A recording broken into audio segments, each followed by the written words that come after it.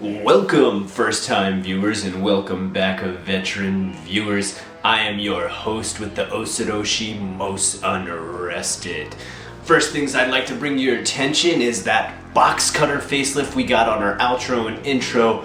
I'm pretty excited about that, but not nearly as excited as I am about the creepy cuts and dark underworld documents that we've scraped up from the guts of the interweb.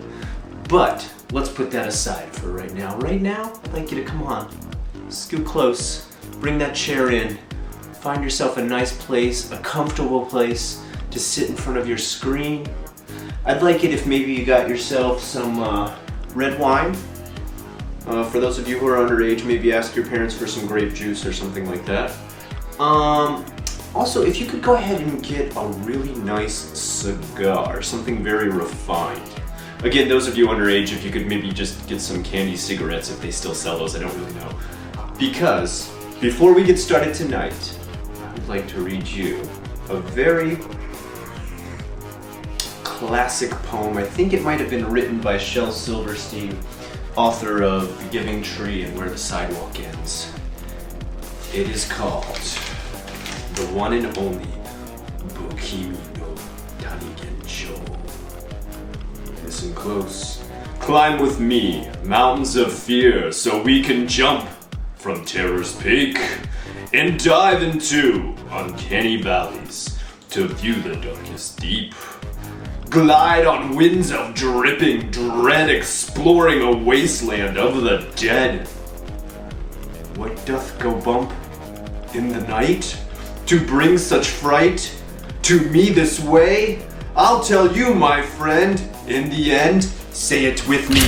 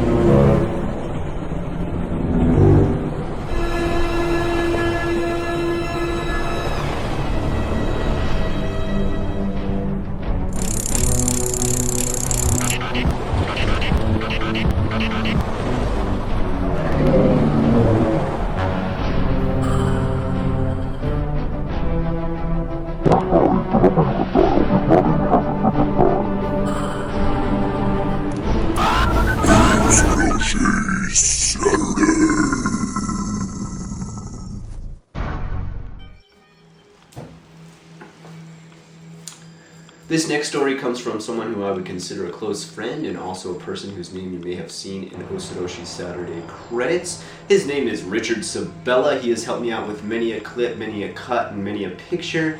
And now he donates a story from a friend who actually visited Kyoto back in 1989. And this story is merely called The Violin.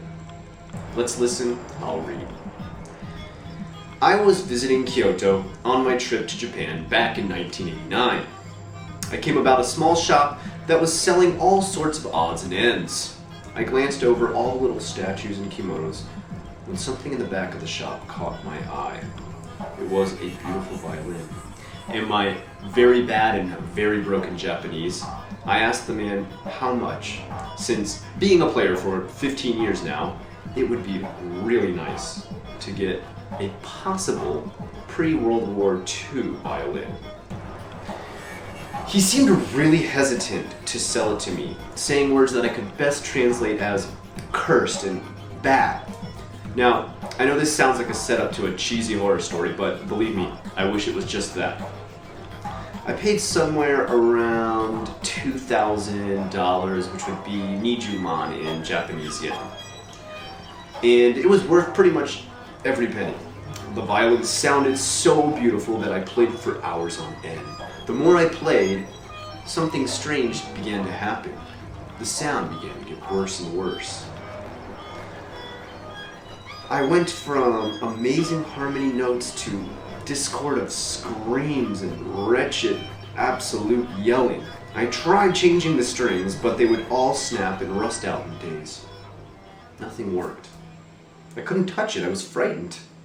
I went back to Kyoto in 1994. When I went back to the old shop, the man who had run it had already died.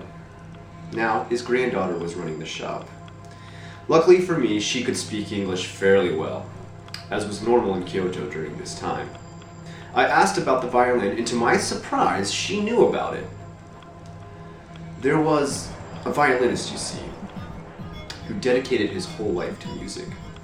When World War II came around and the bombs began to drop, he was within 20 feet from the impact zone. He played a song. He had composed it as the bomb fell on him. He believed this song would transfer his life essence into his instrument. And it did. The grandfather had found that violin while helping salvage what was left of the war. They were surprised the violin had survived without a scratch. As her grandfather played it, he too heard the screams and the yelling. He searched for answers and found them. You see, some victims that survived had seen him play. After I listened to this, I understood what was happening. The man that was trying to communicate with us when he played his song had underestimated one thing. It would trap him and all the others around him in the last moments of the blast. Kurt Bell is a veteran J-vlogger who has been in the YouTube scene for many years now. His specialty lies in urban exploration and nature walks, which give those hungry for a sense of rural Japan a serene portrait of some of Nippon's most breathtaking scenery. The dialogue within his videos mostly reference life experiences and have sound bites of wisdom that are rooted in a copacetic way of interacting with one's environment and the players upon the stage within. Although he does not seek out nor have a deep connection to the metaphysical or paranormal realm, his journeys have unexpectedly at times led him into stories and haunts which play host to the unexplained. Kurt approaches these aspects of his recordings by simply giving you, the viewer, an objective view into his experiences in documented material. He welcomes your theories, explanations, and analyzation of the content within. With that said, I would like to share with you some of his very best supernatural discoveries and experiences. At no point do either of us claim authenticity of the content within. We merely wish to trigger the self-made fear that only such events can bring.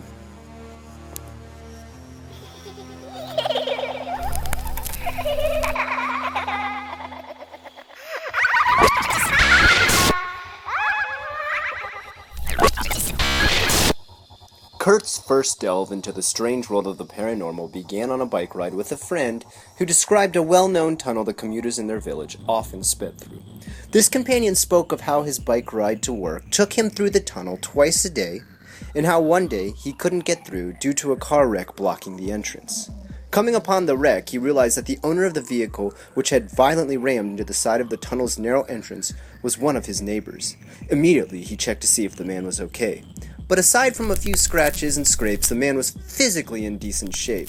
On the other hand, his mental status was visibly shaken, and it seemed as though he were in a near state of shock.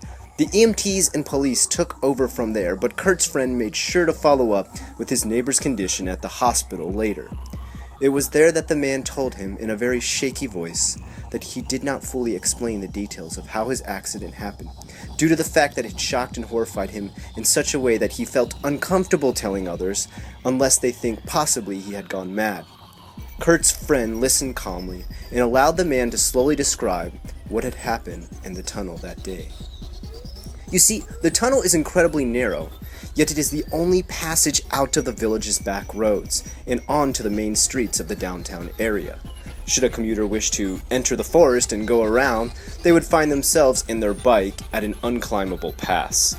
So, day after day, drivers and bike riders alike share a dangerously narrow gauntlet through the tunnel, respecting each other's space and doing their best to avoid collision, that is, until one night, when a salaryman who had been fired from his job for drinking while on the clock decided to go on a bender to end all benders, with no regard for damage control at all. Swigging one cup sake while he drove wildly in the company car he still owned, he was determined to scuff, bend, bruise, and break it into oblivion via a cocktail of rage and alcohol, attempting to soil the name of the company who rightfully fired him in the first place. It was while passing through that very tunnel that he hit a young mother on a bike, killing her and the child she was carrying on her attached bike seat. Inebriated and in a panic, he fled the scene in order to escape punishment. But he was later found and arrested by police due to his connection to the company car. Japan's sentences for murder are lighter than most Western countries, and the man was able to weasel his way out of prison with only a 17-year sentence. While he lived out his sham of a life, it is said that the enraged ghost of that young mother was seen soon after, screaming up and down the tunnel, trapped in a constant search for the drunk driver who sealed her fate and took her child's life. Her mouth is said to be unhinged from the crash and contorted into an infinitely ferocious scream. This terrifying image is what causes the man's neighbor to crash that night. Attempting to swerve away from the screaming visage of the angry revenant, he had hit the exit barrier on the way out of the tunnel. Kurt listened to his friend's tale with great interest due to the fact that the same tunnel was only a few kilometers away from where he lived. So, Kurt took it upon himself to make the tunnel part of his route when hiking in order to get a glance of it daily. It was on one of these rides that he brought a camera to record the area his friend had spoke of. While capturing the area on video, Kurt picked up a strange interference and picture degradation, which was recorded here on camera. Later, he spoke of riding his bike out of the tunnel and feeling as though he rode through a heavy atmosphere of sadness. It is at this point that he encountered the ghost himself for the first time. She was a sad-looking woman, wearing torn and bloody clothes, floating through the tunnel at an extreme rate of speed. Had she been of a corporal form, she surely would have knocked him clean from his cycle. Instead, she passed through him, peering at him with two hollow eyes and an impossibly wide and screaming mouth that Kurt later describes here in his recordings. After this incident, Kurt has returned to the tunnel occasionally, but has yet to have a second encounter.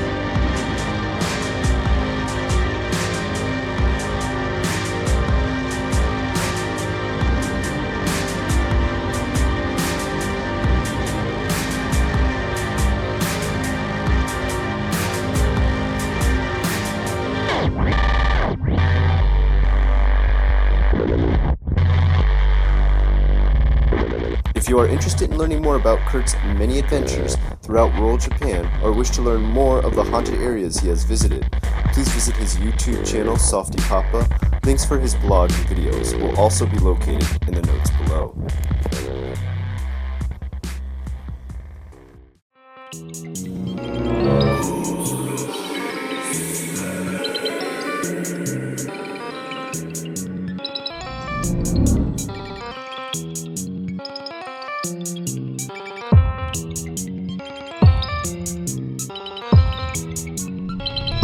We created the perfect soldier.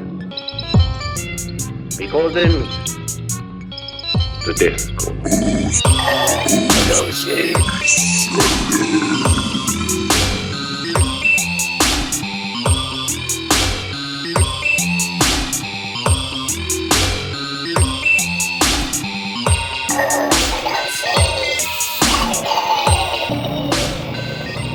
What's the matter? I don't know. Did you hear anything? I don't think so. Now I do.